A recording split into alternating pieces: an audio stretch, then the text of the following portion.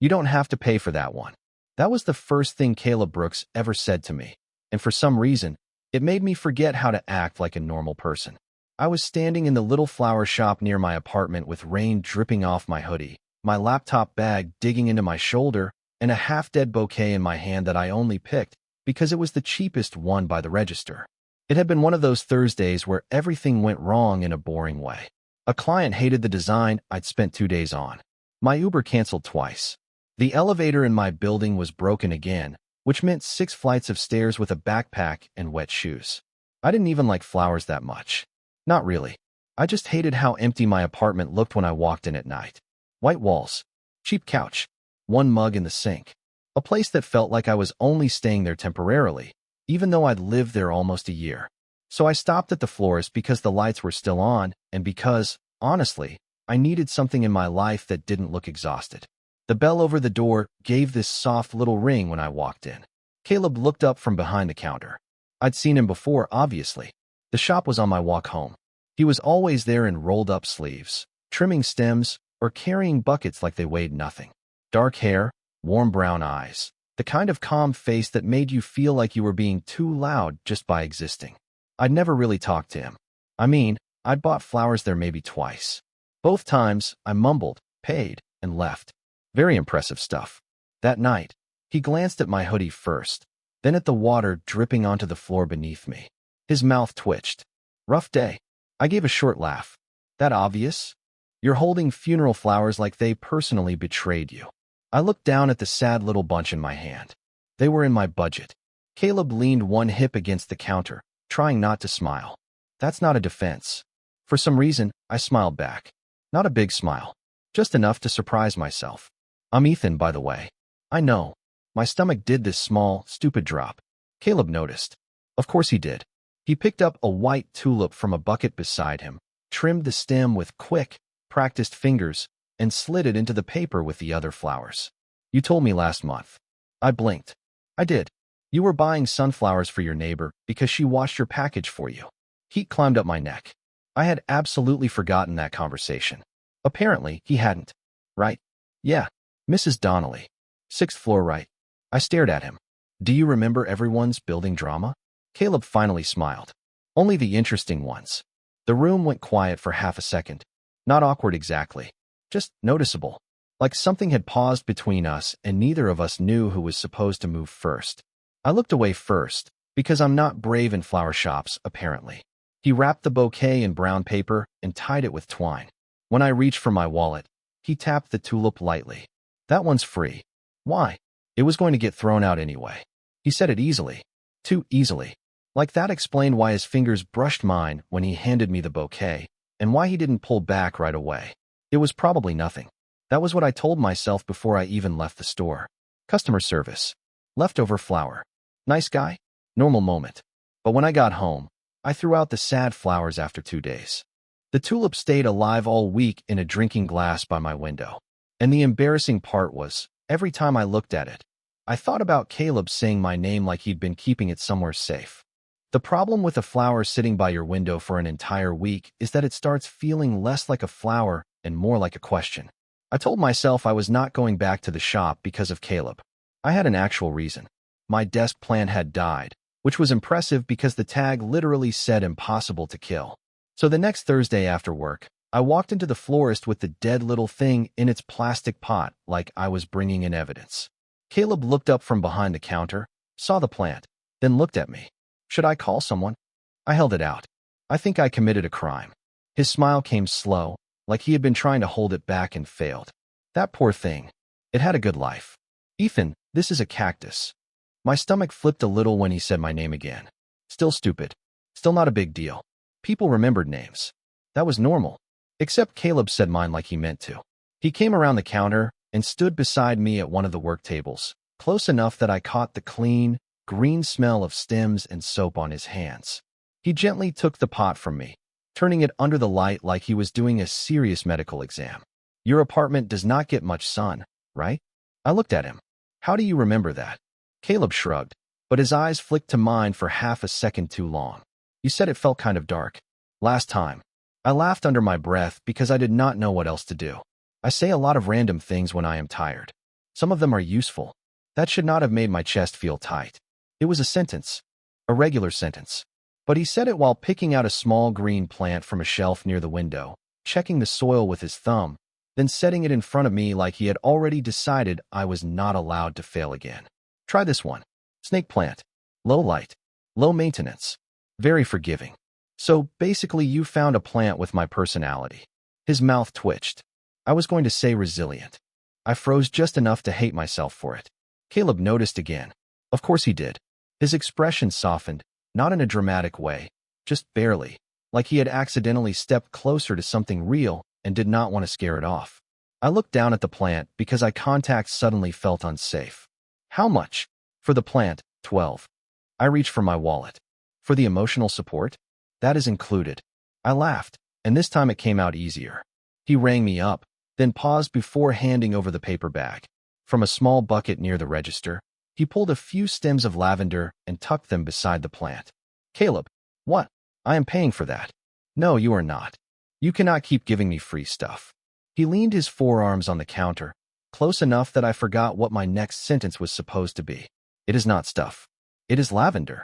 That is literally stuff. It is for the apartment. His voice got quieter there. Not soft exactly, just less like a joke. You said it felt kind of empty. My throat went dry. I remembered saying that, kind of. A throwaway line on a rainy night. Something I should not have said to a guy I barely knew. Something he absolutely should not have carried around for a week. I looked at him, and for once, he did not look away first. The shop was quiet except for the low hum of the cooler and some car passing outside through a puddle. My hand was still on the counter. His was close to it. Not touching. Almost worse. Do you do that with everyone? I meant it as a joke. It did not sound like one. Caleb's thumb brushed the edge of the receipt, folding it once, then again. Remember their plant crimes? Remember their empty apartments? The corner of his mouth lifted, but his eyes stayed careful. No, one word. That was all. My heart started pounding like an idiot. I grabbed the bag too fast, because if I stood there any longer, I was going to ask something worse. Thanks. For the plant. And the not stuff. Caleb walked me to the door, even though it was only 10 feet away. When I stepped outside, he held the door open and tilted his head a little. Same time next week? I looked back at him. I should have said maybe. I should have laughed it off. Instead, I said yeah, probably. And his smile after that made me think, for one dangerous second, that maybe he had been waiting for that answer.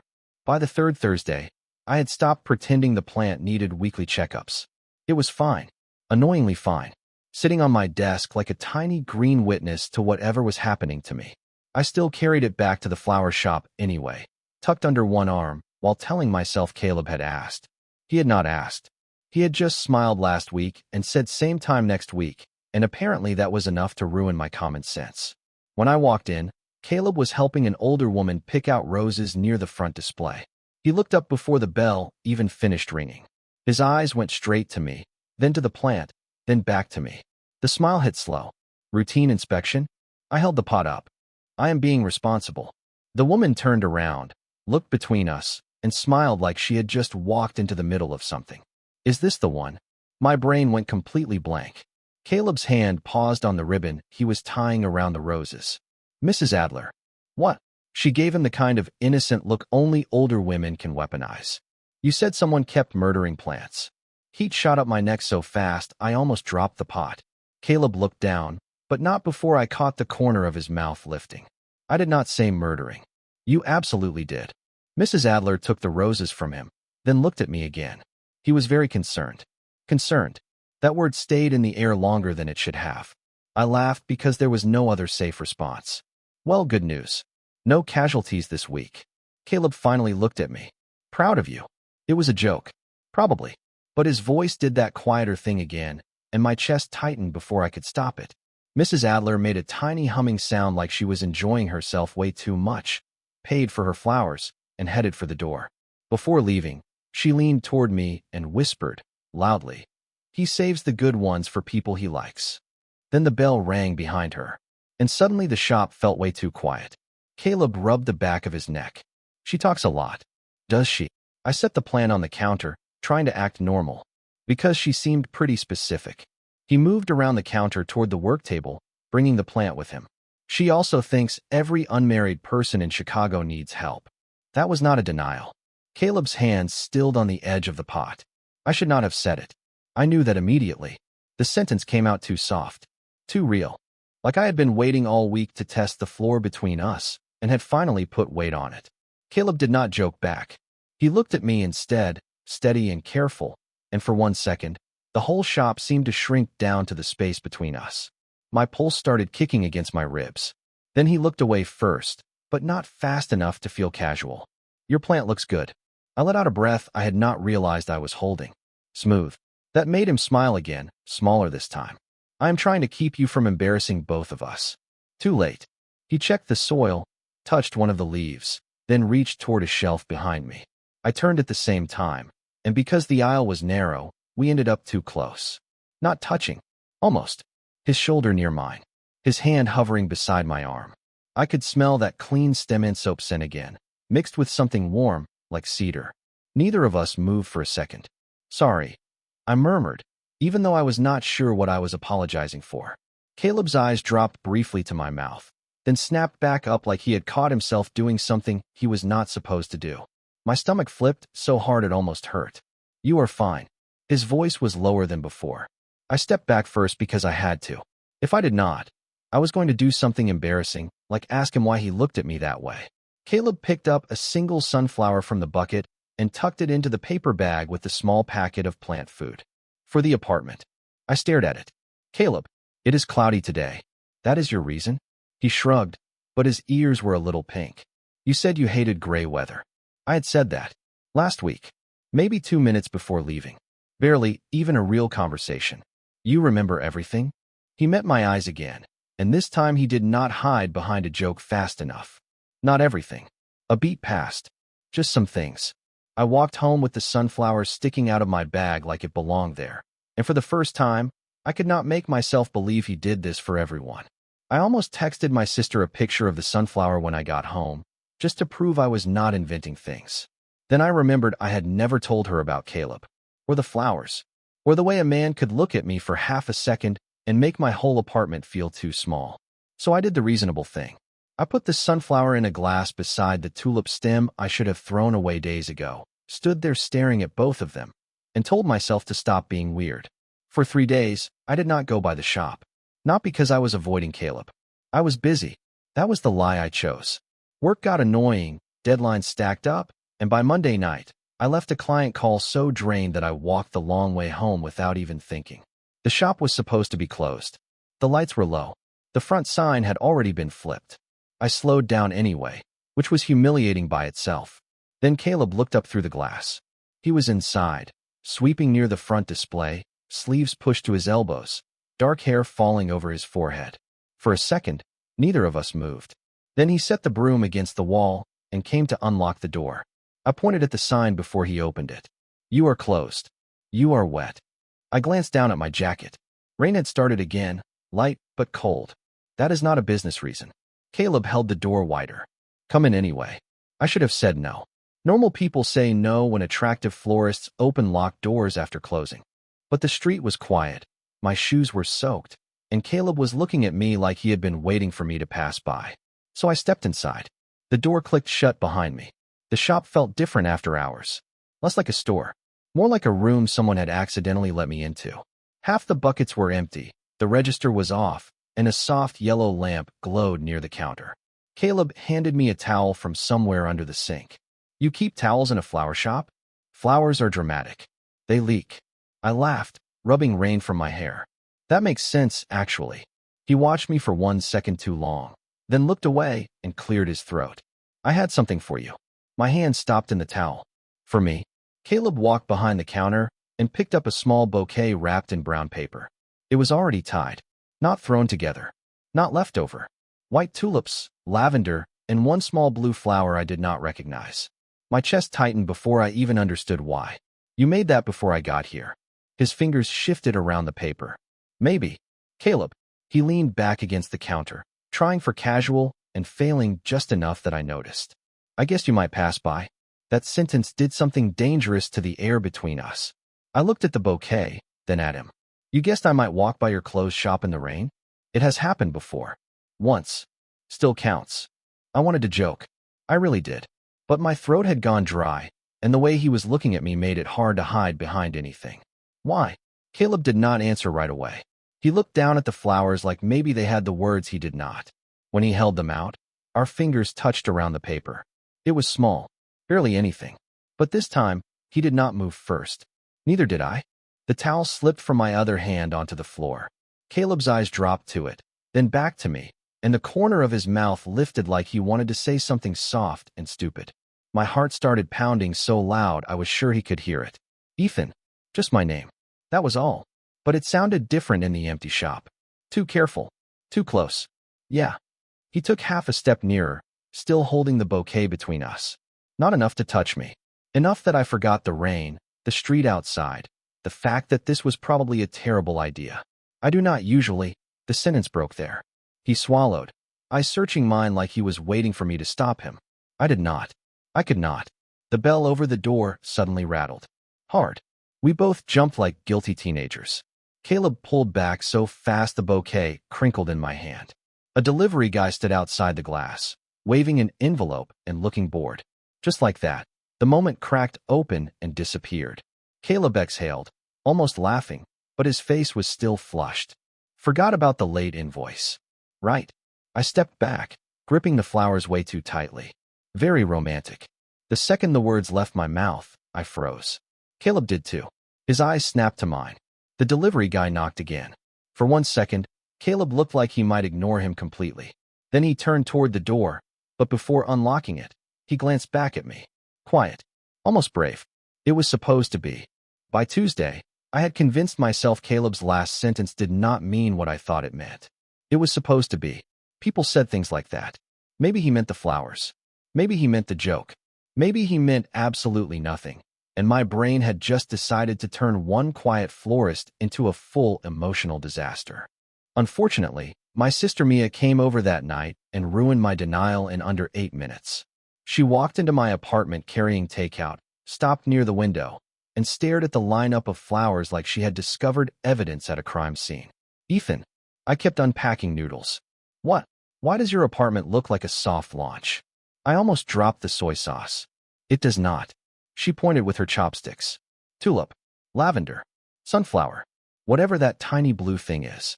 You own one fork that does not bend, but suddenly you have a flower collection. They were free. Mia slowly turned her head toward me. That is worse. I sat on the couch and tried to act bored, which is hard when your neck is actively getting hot. There is a florist near my building. He gives me extra flowers sometimes. Do not start. I have not even started. She sat across from me, eyes sharp in the way only an older sister's eyes can be. What is his name? I hated that my first instinct was to protect the sound of it. Like Caleb's name was something private now. Caleb. Mia smiled into her noodles.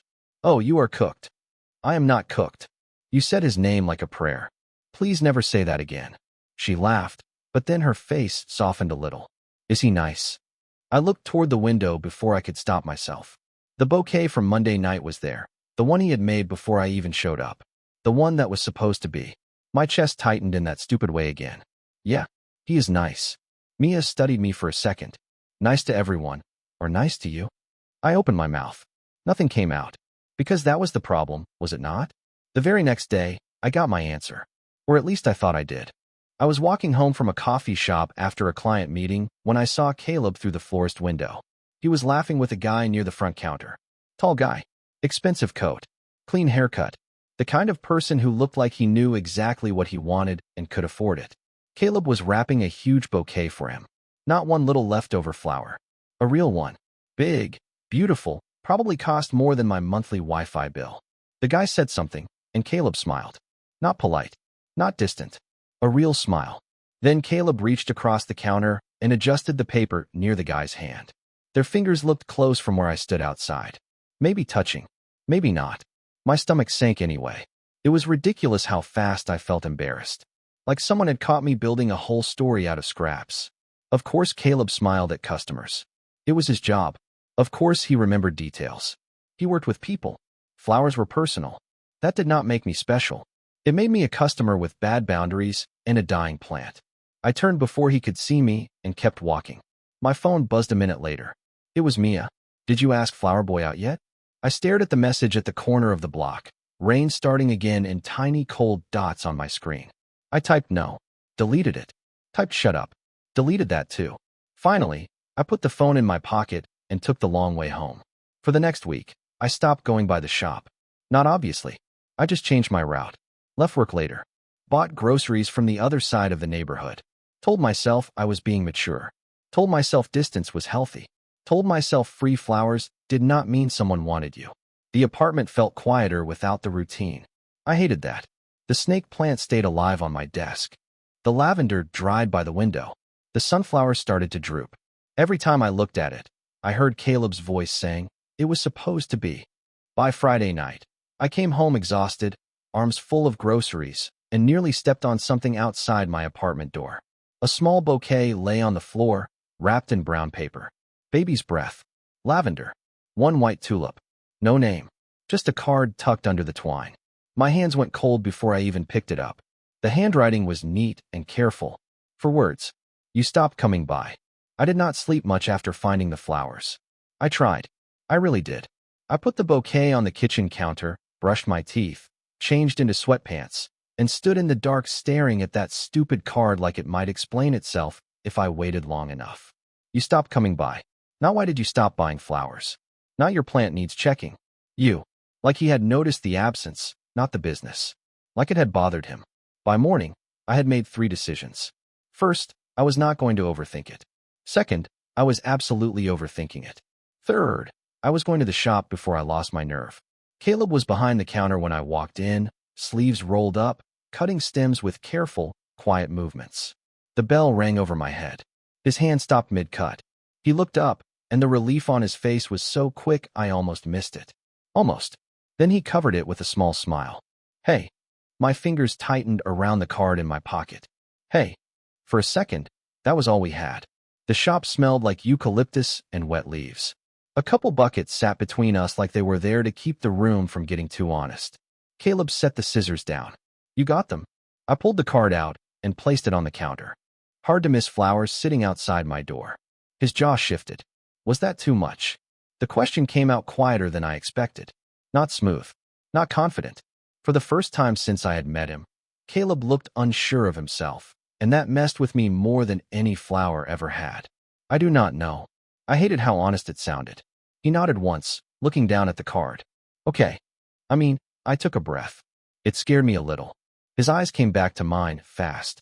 I did not want that. No, not like that. I rubbed the back of my neck, already regretting every word and needing to say them anyway. It scared me because I spent a week telling myself I made this whole thing up. Caleb stayed very still. And then you left flowers at my door. The corner of his mouth barely moved. Not a smile. Something softer. Yeah. That makes it harder to tell myself you do this for everyone. His fingers tapped once against the counter, then stopped. I do not. My chest tightened. You do not what? Caleb looked away toward the front window, where people moved past on the sidewalk without knowing my whole nervous system was falling apart inside a flower shop. When he looked back, his voice was low. I do not do this for everyone. The words landed so hard I forgot to answer. He exhaled, almost frustrated with himself. I tried to keep it normal. I told myself it was just a flower here and there. You had a rough day, or your apartment was dark, or you looked like you were carrying too much. He gave a small, helpless shrug. There was always a reason. I swallowed. And then, Caleb's eyes held mine. Then I started making reasons. Something in my chest went still. The shop did too. No cooler hum, no traffic, nothing. Just Caleb on the other side of the counter, finally saying the quiet part out loud without fully saying it. The guy last week, I blurted, because apparently my mouth wanted to ruin the moment. Caleb blinked. What guy? The one with the huge bouquet. Expensive coat. You were laughing with him. Realization crossed his face first. Then, unbelievably, amusement. You mean my cousin? My soul left my body. Your cousin. He was buying apology flowers for his wife because he forgot their anniversary. Caleb leaned forward a little, eyes warmer now.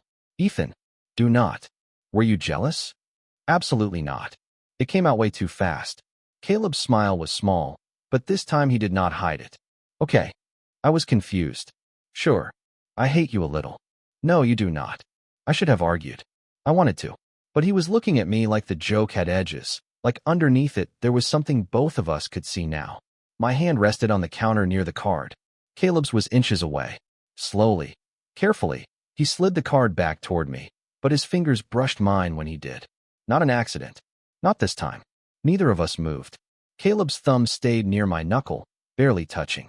I did not want you to leave, he said. My throat went dry. The shop. His eyes softened. Yeah, the shop. A pause. And not just the shop.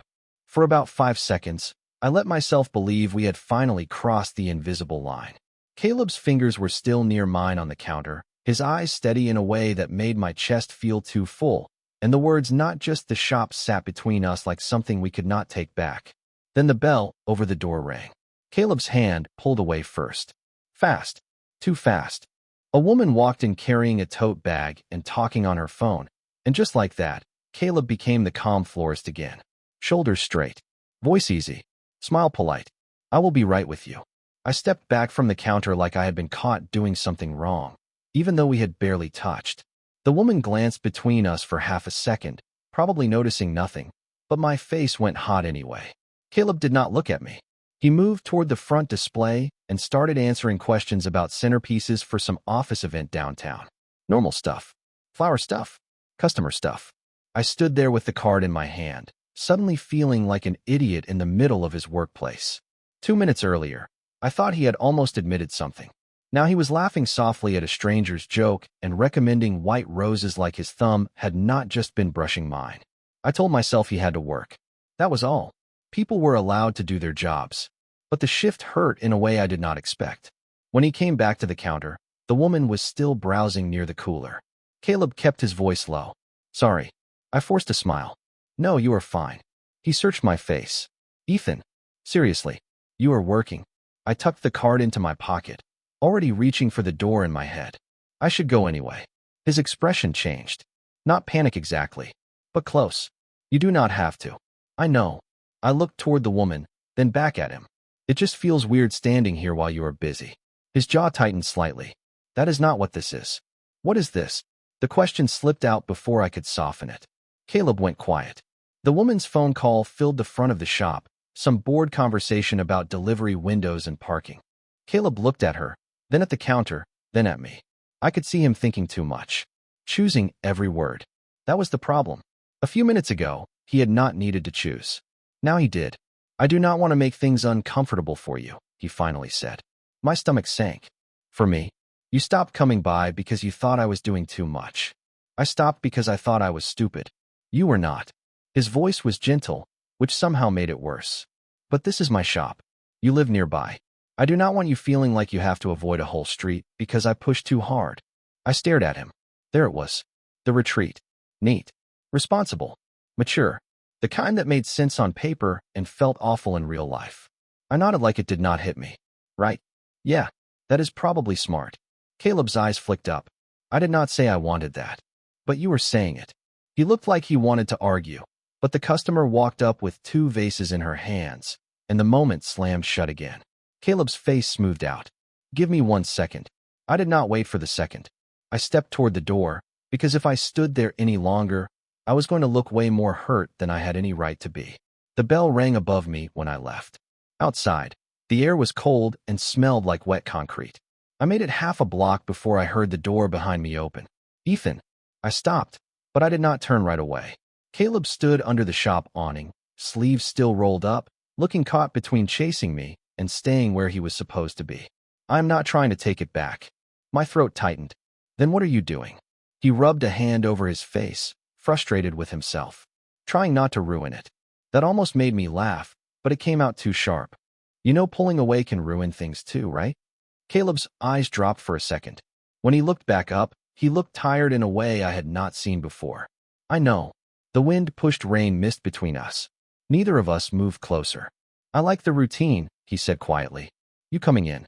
The terrible plan updates. You pretending you are not there to see me. My chest hurt. I do not pretend that badly. You do. A small smile appeared, then disappeared. And I like it too much. That is the problem. I wanted to say something. Anything. But the customer called his name from inside the shop, and Caleb flinched like the world had yanked him back by the collar. He looked at me one more time. I just need to figure out how to do this without making you regret it. Then he went back inside, and I stood there on the sidewalk with rain on my face, realizing the worst part was not that Caleb was pulling away. It was that he was doing it because he cared. By the next Thursday, I had rehearsed at least 12 versions of what I would say to Caleb. All of them sounded terrible. Too serious. Too casual. Too much like something a guy says right before he gets politely rejected near a bucket of roses. So naturally, I walked into the shop with no plan at all. Caleb looked up from the front counter, and the second he saw me, his whole face changed. Not a smile first. Relief first. Then caution. Like he was glad I came back and scared of what it meant. Hey. I nodded, hands shoved into my jacket pockets. Hey. There were no customers. No Mrs. Adler. No cousin with apology flowers. No one to interrupt us this time. Just Caleb, me, and about 100 things we had been pretending not to say. He moved a stack of brown paper from the counter, then stopped like he was not sure what to do with his hands. How is the plan? I stared at him. Seriously? His mouth tightened. Bad start. Terrible start. A short laugh slipped out of him, nervous and real. It made my chest hurt a little less. I stepped closer to the counter, but did not lean on it. Not yet. The plant is fine. The plant is thriving. The plant has better emotional stability than both of us. Caleb looked down, smiling despite himself. That is fair. Then the quiet came back. Heavy, but not empty. I took one breath. Then another. My hands were still in my pockets because I did not trust them. I do not want to do the normal thing today. Caleb's eyes lifted to mine. What is the normal thing? You ask about my apartment. I make some dumb joke. You give me a flower and act like it is nothing. I go home and spend 3 days trying to figure out if I imagined the way you looked at me. His face went still. My pulse kicked hard, but I kept going because stopping would be worse. And then you pull back because you think you are being careful, and I pretend that does not bother me, even though it does. Caleb's fingers curled lightly around the edge of the counter. Ethan, no, let me finish before I lose the nerve. He closed his mouth. His eyes stayed on me. That almost broke me by itself. I swallowed. I do not want to regret coming here. I do not want to avoid your shop. I do not want to wonder if every flower means something or nothing. And I really do not want to stand outside in the rain again while you tell me you like the routine too much, but still walk back inside. The words hung there. Too honest. Way too honest. Caleb did not answer right away. He looked at the counter between us, then at the flowers behind him, like he was searching for the safest version of the truth. Then he stepped around the counter. My breath caught before I could stop it. He did not come too close. Just close enough that there was no register between us anymore. No buckets. No excuse. I was scared, he said quietly. Simple. No big speech. Of me. Of making you feel cornered. His eyes flicked toward the door, then back. Of turning this place into somewhere you could not walk into without feeling watched. I nodded once, but my throat was tight. You were watching me anyway. Caleb's mouth twitched, sad and embarrassed. Yeah. And remembering everything. Yeah. And making bouquets before I showed up. His ears went a little red. Also yeah. I almost smiled. Almost. So why are you the one acting like I made it up? That hit him. I saw it in his face, the small flinch, the way his shoulders dropped like he had been holding something too heavy. Because if I say it clearly, I cannot take it back. My hands came out of my pockets slowly. Maybe I do not want you to take it back. Caleb looked at my hand like it was a question. Then he reached out, careful enough to make my chest ache, and touched his fingers to mine. Not grabbing. Not hiding. Just there. Warm. Real. I like you, he said. My heart stopped doing anything useful. Caleb let out a shaky breath, eyes still on our hands. I like when you come in after work looking annoyed at the entire city. I like that you pretend you are here for plant advice. I like that you say my name like you were trying not to. And I hated it when you stopped coming by. I stared at him, every practiced response gone. Caleb. His thumb moved once against my knuckle. Small. Barely there. That clear enough? I laughed under my breath, but it came out unsteady. Getting there. His eyes softened. Your turn. My stomach dropped. That is rude. Probably. He waited. No pressure. No smile to make it easier. Just Caleb standing close enough that I could finally stop pretending the air between us was normal. I looked at our hands. Still touching. Still not an accident. I like you too. The words were quiet, but the second I said them, something in me loosened. Caleb's shoulders did the same, like we had both been holding our breath for weeks. He smiled then, not big, not smug, just relieved. Okay. I nodded, trying not to look as wrecked as I felt. Okay. We stood there for another second, hands touching in the middle of the shop, both of us smiling like idiots and trying not to. Then Caleb glanced toward the front door. I should probably lock that before someone walks in and ruins my life again. I laughed for real this time. Good idea. But when he went to move, I did not let go right away. And neither did he. Caleb locked the front door, but he did not turn the sign around right away. He stood there with his hand on the lock, looking out at the sidewalk like the whole city had suddenly become quieter. I stayed by the counter, fingers still tingling from where his had touched mine, trying to act like I was not completely losing it over 3 simple words. I like you. I had imagined hearing them in a dozen dramatic ways. Rain, music, some big movie moment. Instead, it happened next to a roll of brown wrapping paper and a bucket of carnations that probably needed more water. Somehow, that made it better.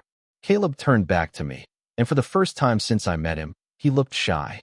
Actually shy? So, I lifted an eyebrow. So, this is the part where I usually give you a flower and pretend it is casual. I smiled before I could stop myself. You are terrible at pretending. I know. He walked behind the counter again, but not to put distance between us. This time, it felt different. Like he was gathering something. Choosing carefully. He pulled out white tulips, lavender, a small sunflower, and the same tiny blue flower from the bouquet he had made after closing. He laid them on the paper one by one. Not rushing. Not hiding. I watched his hands move, steady and familiar, and realized I knew those hands now. The small scar near his thumb. The way he tied twine twice and tugged it tight with his teeth pressed lightly together. The way he cared about every little thing and acted like it was nothing. What is this one for? My voice came out softer than I meant it to. Caleb did not look up right away. The tulip was the first night. He added the lavender. This was when you told me your apartment felt empty. The sunflower came next. This was because you hated gray weather. Then the blue flower. He paused with his fingers resting near the stem. And this one was me trying to say something without saying it. My throat tightened. Did it work? Caleb finally looked at me. You tell me. I stepped closer. No counter between us this time, because he came around before handing me the bouquet. When I took it, his fingers brushed mine again, and both of us smiled because we were past pretending it was an accident. So it is free? I tried to make it sound normal. Caleb shook his head, eyes warm. No, my stomach flipped. No, this one is for a date. The room went still, but not in the scary way. In the good way. The kind where everything simple suddenly matters. I looked down at the flowers because if I looked at him too long, my face was going to give away every embarrassing feeling I had. That is a pretty bold business strategy. Terrible for profit. Great for customer retention. Caleb laughed, and the sound loosened something in my chest. Then he reached for my hand. Not by accident. Not hidden under a bouquet or brushed over a receipt. He just took it. Warm palm. Careful grip. A question and an answer at the same time. I looked down at our hands, then back at him. Neither of us pulled away. Friday, he asked. For the date. Unless you need to check your plant schedule. I pretended to think about it. The plant is free. Good. His thumb moved once over my knuckle. Then Friday. We turned off the lights together after that. It was such a small thing, walking out of the shop side by side, his keys in one hand, my flowers in the other, our shoulders brushing under the awning. But it felt bigger than any confession could have. The same street I used to walk down alone looked different somehow. Wet pavement. Passing cars. Apartment windows glowing above us. Nothing had changed, except everything had. Caleb locked the door behind us, then looked at me like he was still checking if I might disappear. I did not. I shifted the bouquet to one arm and took his hand again before he could talk himself into being careful. His smile came slowly. Relieved. Almost disbelieving. You know, he said, I really did think that first tulip was nothing. I squeezed his hand once. Yeah, me too. We started walking toward my building, not fast, not hiding, not making a show of it either. Just 2 guys under a gray Chicago sky, holding hands like it was the most normal thing in the world. And maybe that was the part one still think about most. Caleb never changed my life with some huge speech. He just kept leaving small pieces of himself in my ordinary days until I finally understood what he had been trying to give me. It was never just flowers. It was attention. It was patience. It was the quiet kind of courage that waits by the door, hoping you come back. And when I did, he was still there.